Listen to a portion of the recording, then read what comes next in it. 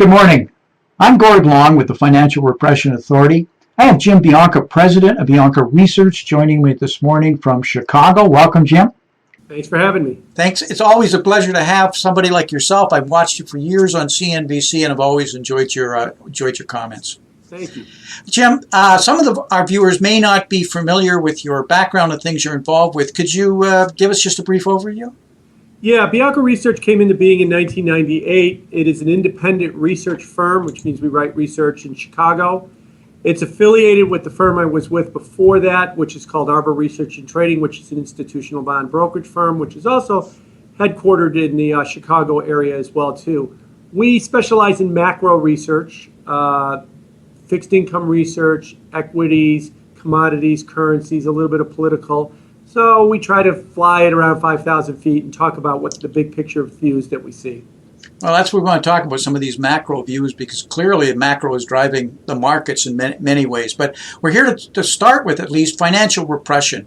And we've had many experts on, and we've enjoyed a lot of different opinions on what it is. Could you share yours with us? Yeah, I'm going to go with what Ben Bernanke said in his November 2012 op-ed in the Washington Post.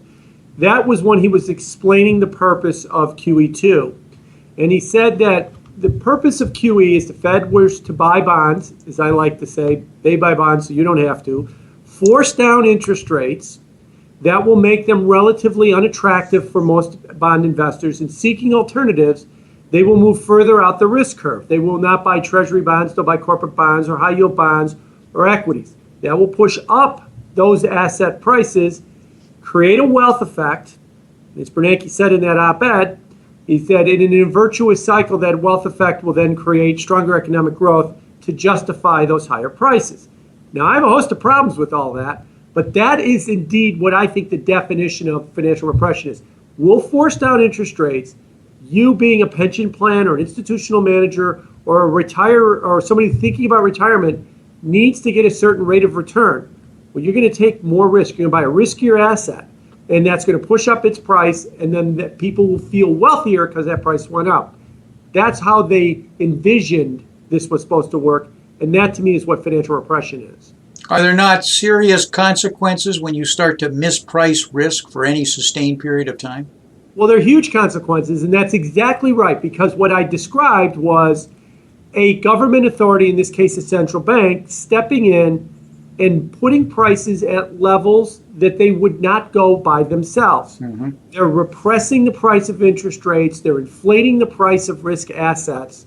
They're arguing or justifying that this is a good thing because there's a greater good called a wealth effect that would come from that. A quick word about the wealth effect. I don't think it has come from that. And I'll give you a simple answer why. Milton Friedman in the 1950s developed a thing called the permanent income hypothesis. For these purposes, it's very simple. If an asset goes up in price, your house, your stock portfolio, your business, you perceive it to be permanent, you will then treat it as another form of income. If your stock portfolio or house or something else goes up in price and you perceive it to be temporary, because you keep reading in the paper every day that there's this QE program going on forcing the price up, you don't change your behavior. You're happy it went up in price, but you don't get any extra economic benefit, and you wind up with overvalued prices. And I think that's what's happened here. That's why we obsess over the Fed, because we think all this stuff is temporary. And we want to find out how temporary it is, because when the Fed raises rates, I guess, to mix my metaphors a little bit with the old Warren Buffett line, we'll find out who's swimming naked because the tide goes out then at that point. But we won't know that until the Fed raises rates. And that's why a rate hike is such a big deal for financial markets. So it's not the percentage, it's just the fact that it's a shift in trend. And that philosophy is changing. So I guess it begs the question, what is your views on what the Fed will do? Well, I think there's two things to keep in mind about what the Fed will do or won't do. There's the economic data, and then there's the market pricing of it. The Fed has set up some parameters for itself with the economic data. We're talking on Friday, September 4th, right after the payroll report came out, 173,000, and the unemployment rate fell to 5.1. It seems like from an economic, or as the Fed speak, data-dependent argument, they've got everything they need. They get all systems go, raise rates. But there's supposedly an argument about a third mandate that the Fed has called financial stability. And I happen to be a big, big believer in that. And now what's going to hold back the Fed, and I think it will, is the unstableness of markets. The correction that we've seen in the stock market as we talk here today, we're down 300 points again on the S&P. I'm sorry, on the Dow. It'd be a big deal if it was the S&P. The Chinese markets have been very volatile and uncertain. The world emerging markets have been very volatile and uncertain. And I think that the Fed, being in the political nature it is, and being concerned about financial stability, because remember, their whole thing was we're going to push up asset prices and create a wealth effect. Well, following that logic, if they think raising rates pushes down asset prices, then what they're doing is they're creating a reverse wealth effect, and they don't want to do that.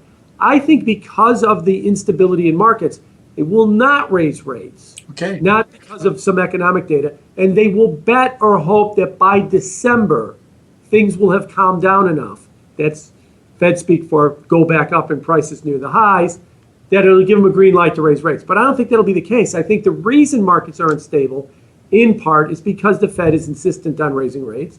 And if they are insistent on raising rates in December, they're going to stay this way.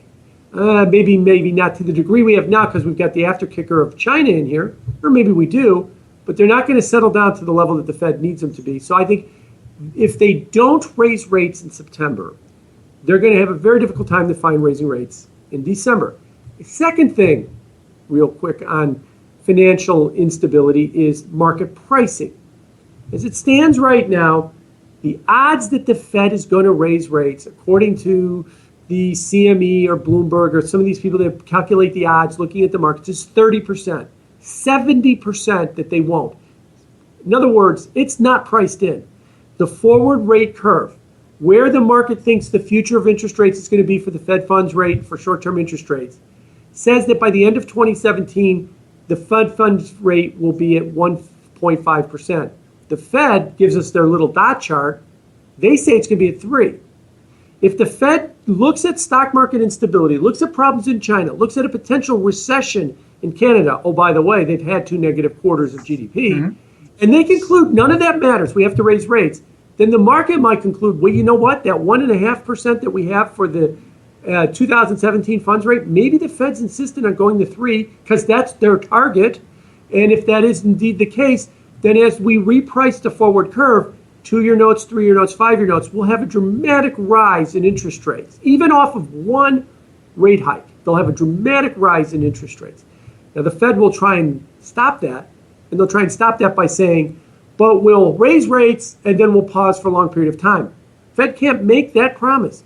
Are they going to come out and say, we're going to raise rates, but all the economists can take 6 months off because I don't care about the next 5 employment numbers. They don't matter. No, they can't say that. If we get a big employment number, the market will start wondering if the Fed's going to hike again in December or in March or in October or in January or wherever they need to, depending on the data. So they'll still be hostage to market expectations. So once you start down that road, especially if you defy the markets by saying we don't care that there's instability, the Fed puts, from a political standpoint, puts a big blame me sticker on themselves and say, if any problems happen in the world markets, it's my fault for raising rates. And we saw this in 2010 when Trichet raised rates in the ECB raised rates in 2010. They got blamed for everything. I think there was even male pattern baldness in Italy they got blamed for. Everything was their fault at that point. Fed risked that. That's why I don't think they're going to do it now. And if they did, they risk a real big repricing of the forward curve, which could really drive up rates a lot more than people think and surprise them. As a macro specialist, how much of this instability is also China, and certainly the Asian market? Yes, I think a large part of it is China. Let me give you a different definition of China. It's the world's factory. Raw materials, commodities go in, products come out, they get shipped all around the world. Yes, they're trying to become a consumer-oriented economy, but they're still at heart an export-driven economy and have been.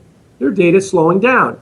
Factory orders for the world are slowing down. That's confirmed by lower commodity prices as well, too.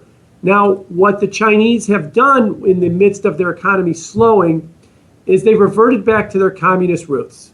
That when things start getting ugly, They start lying with their statistics. They start throwing people in jail that have supposedly been shorting their market or selling their market or saying bad things about their market.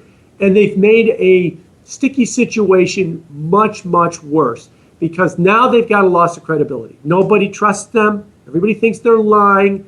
Everybody gets worried. And so we look for data outside of China that they can't manipulate. One of those data sources came out yesterday. On CNBC, they were interviewing the head of the Port of Long Beach, California, the second largest port in the world. They asked him how container shipments are going, and he said it's going great. We've got this booming container business going, except shipments from the United States to China are down 10% this year. He's never seen anything like that before in the data. Aha, more independent evidence that China is slowing dramatically. The Chinese cannot come out and dissuade that because they're a bunch of liars and they throw everybody in jail, says anything bad about their economy because they've got a loss of confidence. It's going to be a long time before they get that fixed, and it's going to be a big, big problem for the world economy. The second largest economy in the world, we're all fretting, is in a bad place, and their loss of credibility means it's going to be a long time before we think it's not in a bad place. Even if their stock market rallies next week, we're all going to think it was just manipulated and it was all made up, and we're not going to believe it. And so that's going to be a problem as well, too.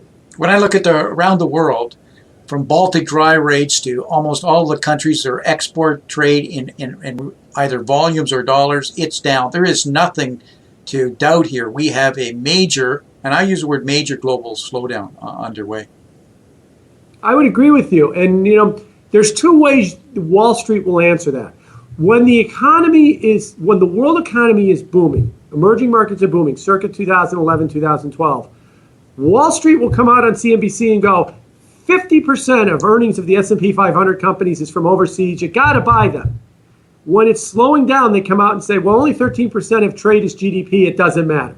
And so you can't have it both ways. And I think that the first statistic is more telling because we're talking to investors. The largest S&P companies, 40 to 50% of their revenues come from overseas. If overseas, from Canada's recession to the slowdown in emerging markets, and Mexico's in there as well, to the mess that's China, to the problems that they're having in Europe with the big immigration flows that or let me call it what it really is, refugee flows that they're having in Europe, 100,000 a month, larger than they had at any time since World War II. It's a problem if you're a big multinational company trying to sell stuff overseas. Just take a look at the struggles that Caterpillar has had, because 90% of their sales come from outside the United States, and their numbers have been just terrible for about 3 years and have been getting worse this year. So not only are the volumes dropping, which for all the reasons just described, but the U.S. dollar, on the other hand, is going up, has been going up parabolic, which is what they have to declare their earnings in as they get those small dollars back. Right. Caterpillar sells their tractor for the same price every week, and then when they convert it back into a stronger U.S. dollar, it's less dollars for them all the time because they're not converting those prices overseas. And the problem is the reason that the dollar has been so strong lately is, it's the cleanest dirty shirt or the best house on a bad block. Everybody else is a mess. We're not doing that great, but boy, we look like Superman compared to everybody else. And that's why all of the flows are coming in here, and it's rising the dollar. And while all of our multinational companies have spent decades preparing themselves to be global salesmen, all of a sudden the dollar's going the wrong way. The world, their customers are slowing down on them, and they're just having problems all over the Are we not in an earnings recession as we talk right now in the United States? I think we are. If you want to define an earnings recession as 2 quarters of negative year-over-year growth in earnings, we just completed that in the second quarter. First quarter, second quarter earnings were negative. First quarter, second quarter revenues were negative. I'm talking about the S&P 500. Yeah, Wall Street's favorite retort is, but that's all energy. You got to take energy out. And as my friend Peter Bookvar likes to say, why do we only take out the stuff that gets hurt by falling crude oil, energy? Why don't we take out the airlines? Why don't we take out the industrial companies? Why don't we take out Walmart? They're all helped by falling energy prices. Right. Well, if you do that and you take once you're done debt, what's ever left over, that's still not good either. So, it's kind of like saying that I'm healthy except for that gangrene foot. It's still part of your body. And you're not, if you have a gangrene foot, you are not healthy. If energy is in a bad place, it's a bad thing for the whole economy. You can't just ignore it. These falling top line growth, the falling absolute earnings has been hidden with the amount of stock buybacks. That upwards of 90% here in the last couple of quarters, all going back to either of earnings, all going back to dividends, to the shareholders, or to stock buybacks, which is, I think, camouflage a huge wave that's there. Is that fair? Oh, yeah, that is totally fair. I think that, you could actually argue, too, that that's somewhat driven by Fed policy, too. Zero interest rates. Everybody borrows money. What do you do with it? You buy back your stock. And the worst offender of that is probably IBM. IBM's revenues, the total amount of money that IBM earns every year, is almost identical to where it was 10 years ago. Their stock is up because they've borrowed money at zero for 7 years, and their float, the amount of stock outstanding, is down by 40% over the same period. They keep making $9 billion a year, $9 billion a year, $9 billion a year, and they keep borrowing at zero, buying back their stock, so they have a less and less and less of a pool of stock for the $9 billion, so their EPS goes up.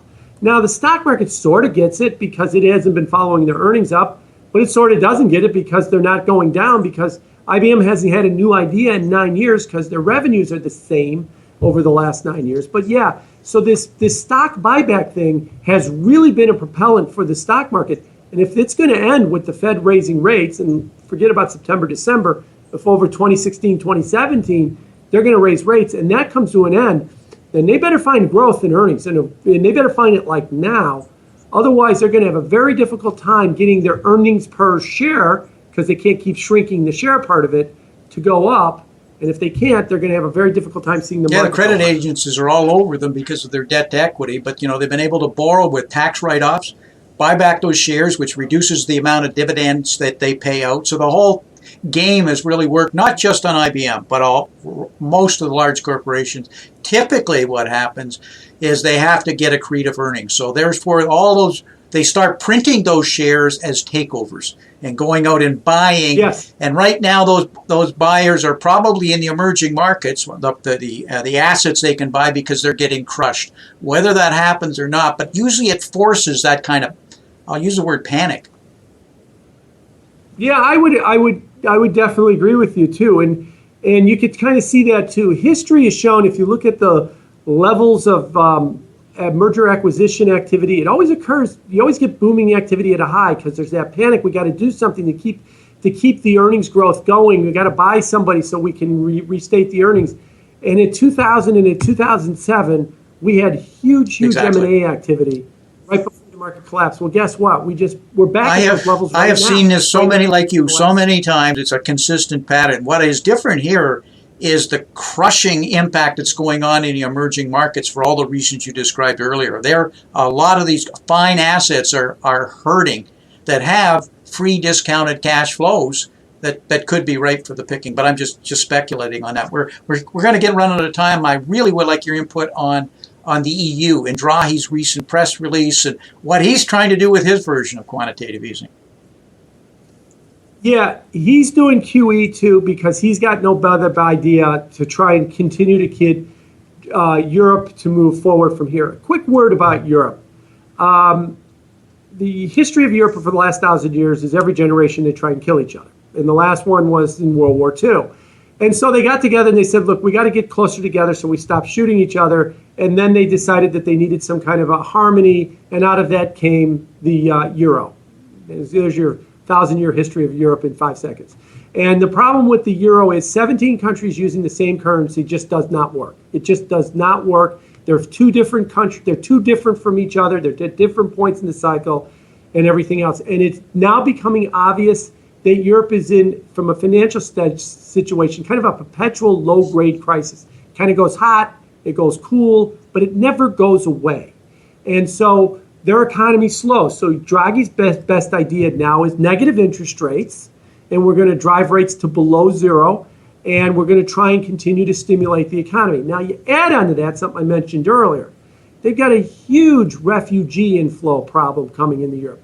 In July, they had over 100,000 refugees. That's the largest number since World War II, and August and September might even break those numbers, and there's no stop of refugees coming from the Middle East and from Africa in there. Remember, if you've ever been to Europe on vacation or on business, once you're in, you're in. You get to Hungary, you get to Greece, you get to the shores of Tripoli, as the word says, you're in Europe. You can get on a train and you can go to Paris, you can go to Berlin, you can go to Madrid. There is no border checks anymore.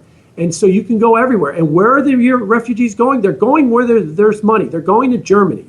They're going to France. They're going to those places right now. They're not staying in Greece because Greece is poor and Greece has got problems. But they can, for 100 euros, make it to Berlin. And that is a big problem for them as well, too. Draghi knows it and everybody else knows it. And that's why I thought what he hinted at, although he didn't talk about the refugee crisis per se, they cut their forecast for earnings, they cut their forecast for GDP. He promised that they would continue to do more bond buying. They would continue to do even more of it. Just like I said before, it doesn't work when people think it's temporary. They've got no other idea.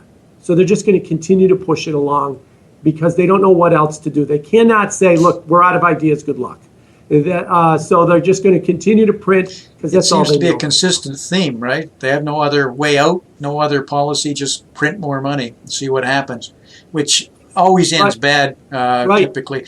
What? A lot of negatives here, unfortunately. What troubles you the most right now, Jim? And maybe what you're most optimistic about when you look around the world? Well, I think what I'm most optimistic about is that these problems are problems that cannot be overcome. They can be overcome. We've seen tremendous change in the U.S. economy. We've seen tremendous change of the tech sector of such. And I think that we'll see a period of adjustment and volatility. I'm speaking to investors. And I'm saying to investors, you're going to have a hard time finding high rates of return from a top line perspective. That doesn't mean that there might not be ideas out there, but they're very, very difficult to come with. But the period of just put your money into an index ETF, just own something, it goes up. I think that period's over with right now. Does that mean that we're going to run some version of a Mad Max movie in the streets of the United States? No, I don't think it's going to be that bad. So I am optimistic. We'll work this out, and it'll be fine. Look, we had the tech bust in 2000, and in the middle of that wreckage, we invented companies like Google and stuff that came along, and they've been spectacular successes, and we're going to do that. We're going to do that again. But from an investor perspective, just keep your expectations to such that it isn't going to be just throw your money at something that's got three symbols in its stock price and then check back in a year and it's going to be higher. That worked for a while, from about 2009 to maybe about a year ago. But I don't think it's going to work as well. What worries you the most right now? Probably the world economy is continuing to slow and continuing to have more strife between the refugee. I keep wanting to call it immigration, but I want to say what it is. The refugee crisis in Europe, between what's happening in China, that these problems are such that I don't know where they go next, but I know you can't fix them by a week from Tuesday. And that they're going to stay with us for a while, and that is going to keep the world slow. And we cannot, also ignore that. I'd rather be in the United States than a lot of these other places, because I think the U.S. is going to be a better haven than the rest of these. But it's going to weigh on us as well, too. If all of your neighbors start letting their house go to pot, you can keep yours up, but your neighborhood's not going to be good. Jim, could you tell our listeners how they could learn more about your writings, your research, and more about Bianco Research? Well, you can check out our Twitter feed at biancoresearch.com or www.biancoresearch.com is our website. Those would probably be the two places that you could start and take a look around and see what we do if you like it. Much appreciated. Enjoy the conversation. We're going to have you back. Thank you very much. Thank you, Jim. Thank you.